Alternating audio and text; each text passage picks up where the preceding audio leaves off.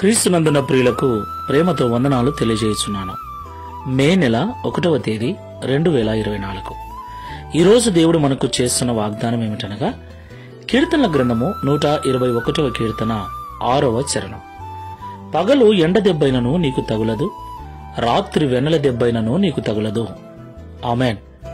నా ప్రియమైన సహోదరి సహోదరులారా, ఈ ఎండ దెబ్బ ఎలా ఉంటుందో మనలో చాలా మందికి తెలుసు. ప్రస్తుతమైతే భయంకరమైనటువంటి వేడి, భయంకరమైనటువంటి ఎండ, ఇంటి నుండి కాలు బయటికి పెట్టాలంటే భయపడుతున్నటువంటి భయంకరమైన పరిస్థితులు.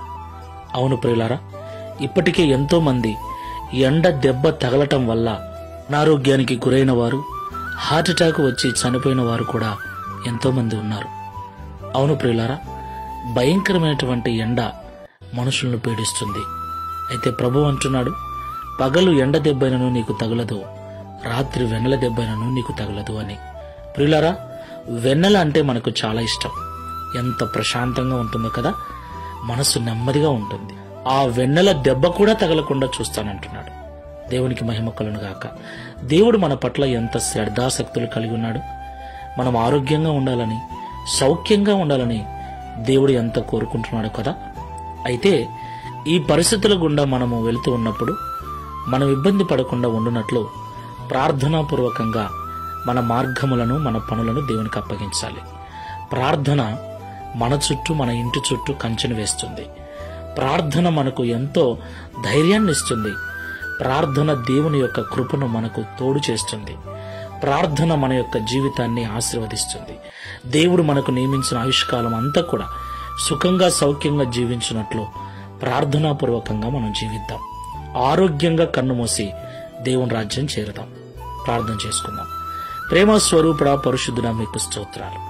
పగులు ఎండ దెబ్బైనను, రాత్రి వెన్నెల దెబ్బైనను తగలదు అని ఈ ఉదయకాల సమయంలో మాతో మాట్లాడారు. అవునయ్యా, ప్రస్తుత పరిస్థితులు భయంకరమైనటువంటి ఎండతో నింపబడి ఉన్నాయి. ఇంటి నుండి బయటికి వెళ్లిన వ్యక్తి ఆరోగ్యంగా తిరిగి వస్తాడన్నటువంటి నమ్మకం లేదు. ఎంతో మంది దారిలోనే కుప్పకూలిపోతున్నారు, ఉన్నట్లుండి పడిపోతున్నారు, ఉన్నట్లుండి హార్ట్అటాక్ వచ్చి చనిపోతున్నారు. వయసుతో నిమిత్తం లేకుండా చిన్న పెద్ద అందరూ కూడా ఈ ఎండబారిన పడుతున్నారు. అయితే ప్రార్థనాపూర్వకంగా మేము ఉన్నట్లయితే మా చుట్టూ నీ కంచెను వేసి మా ఆయుష్కాలం అంతయు మీరు కాపాడుతారని మాతో మాట్లాడారు. ఈ ప్రార్థనలో ఏకీభవిస్తున్న వారిలో ఎవరైనా ఇప్పటికే ఎండబారిన పడి ఇబ్బంది పడుతుంటే విడిపించి స్వస్థపరచండి.